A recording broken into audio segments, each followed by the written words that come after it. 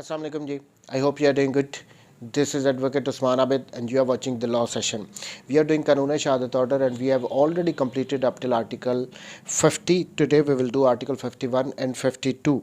So article 51, the heading is relevancy of statements as to fact of public nature contained in certain acts or notification. इसका मतलब ये है कि कोई ऐसे फैक्ट्स जिनसे रिलेटेड जो कि पब्लिक नेचर के हों, जिनसे रिलेटेड कोई स्टेटमेंट हो किसी एक्ट में या किसी नोटिफिकेशन में, तो क्या वो रेलिवेंट होंगे या नहीं होंगे. So the article states when the court has to form an opinion as to the existence of any fact of a public nature, कि कोर्ट ने जब किसी पब्लिक नेचर के किसी फैक्ट की एग्जिस्टेंस से रिलेटेड कोई ओपिनियन फॉर्म करनी हो कि ये फैक्ट एग्जिस्ट करता है या नहीं करता है. Any statement of it made in a recital contained in any act of the central legislature or of any other legislative authority in Pakistan. पहली बात, अब यहाँ पे वर्ड यूज़ किया गया सेंट्रल लेजिस्लेचर. अब ये अमेंड होके यहाँ पे फेडरल लेजिस्लेचर वर्ड यूज़ किया जाना चाहिए. सो सिंपल वर्ड्स में यहाँ तक आ गया है कि पाकिस्तान की जो फेडरल लेजिस्लेचर है, जो हमारी पार्लियामेंट करती है, या एनी अदर लेजिस्लेटिव अथॉरिटी जिसमें प्रोविंशियल असम्बलीज़ भी आ जाती हैं, वो अपनी कोई लेजिस्लेशन करती हैं, कोई कानून बनाती हैं पाकिस्तान में. सो कोई ऐसा फैक्ट हो जो कि पब्लिक नेचर का हो, जिससे रिलेटेड कोर्ट ने कोई ओपिनियन को फॉर्म करना हो और उससे रिलेटेड कोई स्टेटमेंट किसी फेडरल लेजिस्लेचर या किसी भी किस्म की पाकिस्तान में दूसरी लेजिस्लेटिव अथॉरिटी ने उससे रिलेटेड कोई एक्ट बनाया हो, वो नंबर 1. और in a government notification appearing in the official gazette is relevant fact. पहली बात आ गई कि वो एक्ट जो कि फेडरल लेजिस्लेचर ने या किसी भी पाकिस्तान में दूसरी लेजिस्लेटिव अथॉरिटी ने बनाया हो, नंबर 1. नंबर 2, वो नोटिफिकेशंस भी जो कि गवर्नमेंट ने, फेडरल गवर्नमेंट ने या किसी प्रोविंशियल गवर्नमेंट ने अपने ऑफिशियल गज़ट में उसको पब्लिश किया हो. देखिए, ये फेडरल गवर्नमेंट और प्रोविंशियल गवर्नमेंट्स जो नोटिफिकेशंस वगैरह जारी करती हैं अपने ऑफिशियल गज़ट्स में.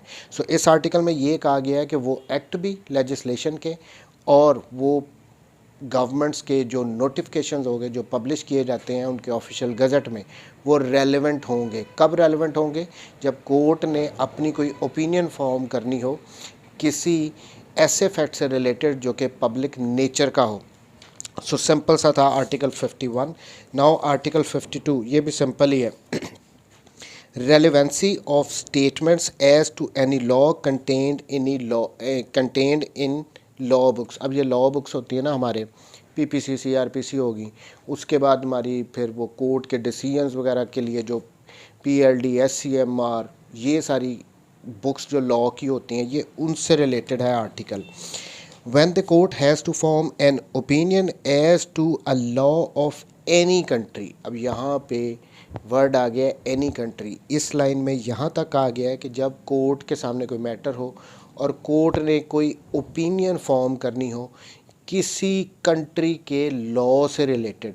अब वो एनी कंट्री का वर्ड यूज़ किया तो इसमें पाकिस्तान भी आ जाता है, फॉरेन कंट्रीज़ भी आ जाते हैं like India, USA, UK, Australia. Any country, किसी भी किस्म के किसी भी कंट्री के किसी लॉ से रिलेटेड कोर्ट ने कोई ओपिनियन फॉर्म की हो, करनी हो, तो number 1, any statement of such law contained in a book purporting to be printed or published under the authority of the government of such country and to claim any such law.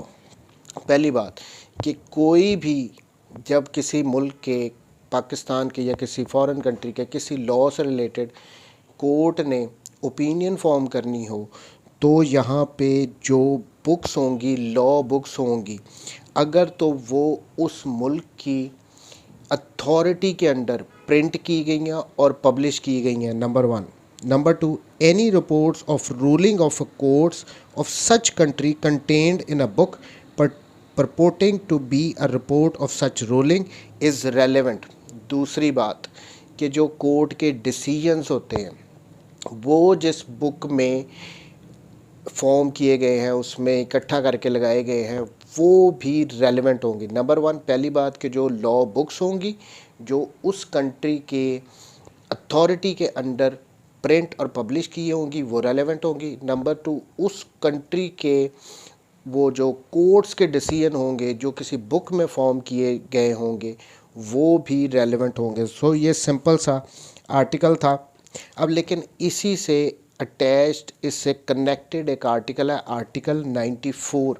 अब उसमें ये कहा गया है कि जो ये foreign laws के या कोई भी किसी कंट्री के जो बुक्स वगैरह या कोर्ट के डिसीजंस जिन बुक्स में होते हैं वो जब कोर्ट में पेश किए जाएंगे तो उनको प्रिजम्पशन ऑफ ट्रुथ होगी, उनको ये माना जाएगा। मैं अब उस आर्टिकल को भी पढ़ देता हूँ।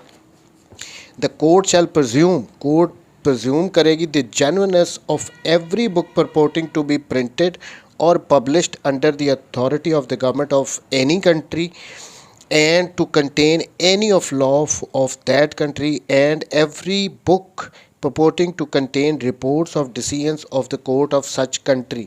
यानी जब हम कोई बुक कोर्ट में देंगे ना, जैसे हम पाकिस्तान में हैं तो हम पाकिस्तान की पीपीसी की बुक दे देते हैं, बेरक दे देते हैं, या फिर हम कोई केस लॉ से रिलेटेड पीएलडी एससीएमआर वगैरह दे देते हैं, या किसी फॉरेन कंट्री की कोई लॉ की बुक देते हैं, या वो कोई उनकी कोर्ट का डिसीजन जिन बुक्स में कंपाइल होता है वो बुक्स देते हैं, तो वो एक तो रेलेवेंट होंगी, प्लस रेलेवेंट होंगी अंडर आर्टिकल 52 और अंडर आर्टिकल 94 उनको प्रिजम्पशन ऑफ ट्रुथ भी होगी।